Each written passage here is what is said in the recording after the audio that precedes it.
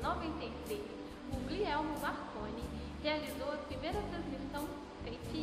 Nascia daí o rádio no mundo.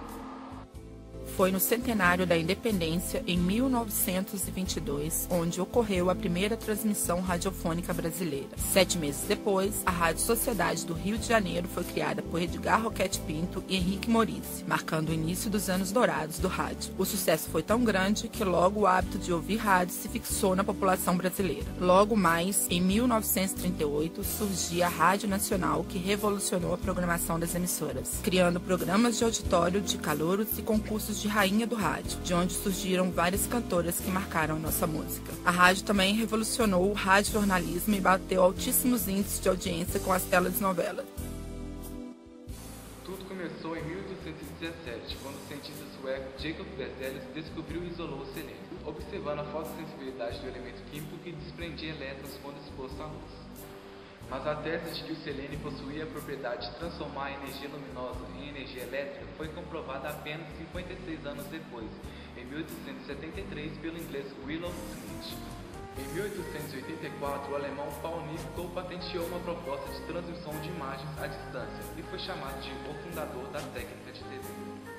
Em 1892, Julius Elster e Hans Gedbel inventaram a célula fotoelétrica. Em 1906, Abravanel desenvolveu um sistema de televisão por raios catódicos. Em 1920, John Locke transmitiu contornos de objetos à distância e no ano seguinte, fisionomia de pessoas. Em 1923, o russo Vladimir Zworykin descobriu o iconoscópio, invento que utilizava tubos de raios catódicos. Em 1927, também Philo Farnsworth descobriu um sistema de secador de imagem por raios catódicos, mas com nível de resolução não satisfatório. Em março de 1935, emite-se oficialmente a televisão na Alemanha e em novembro na França, sendo a Torre Eiffel o posto emissor. Na Rússia, a televisão começa a funcionar em 1938 e nos Estados Unidos em 1939. E no dia 18 de setembro de 1950, inaugura a TV Tupi, em São Paulo, no Canal 3, por Assis Chateaubriand, dono dos Diários Associados, com um sistema baseado no americano.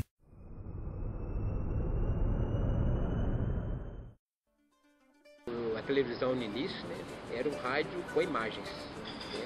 Então, mas a linguagem era todinho do rádio, nos primeiros momentos. Então não tinha esse negócio de televisão no início, eles ficavam, o que é isso? Televisão? Então eles estavam fazendo que eles sabiam, aí à medida que eles ia passando o tempo, eles iam adquirindo aquelas experiências, que estavam formando a experiência, né? Aí estão pegando aquela linguagem própria da televisão. Porque a televisão tem uma linguagem, o rádio tem outra, e hoje a internet tem outra linguagem. Então cada um na sua, né?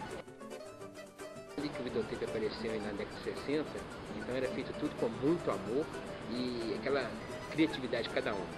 O Jornal Nacional já entrou, já começou em rede nacional, né? Porque a televisão no início ela não era rede nacional. A Rede Globo já entrou com essa inovação.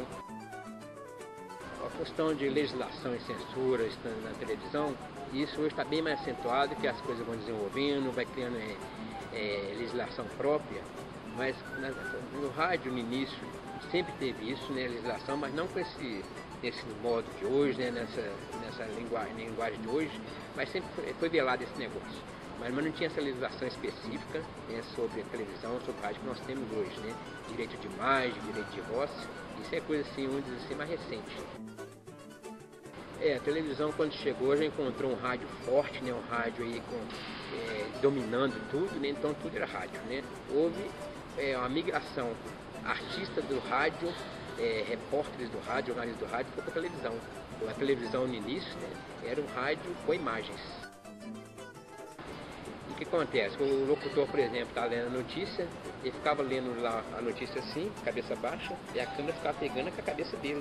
Então ele não tinha a preocupação de ficar olhando para a câmera o tempo todo. Porque pelo hábito do rádio, a linguagem tem que condizer com o que está sendo falado. Então o texto e a imagem tem que estar em sintonia perfeita, né? Senão perde o espectador, né?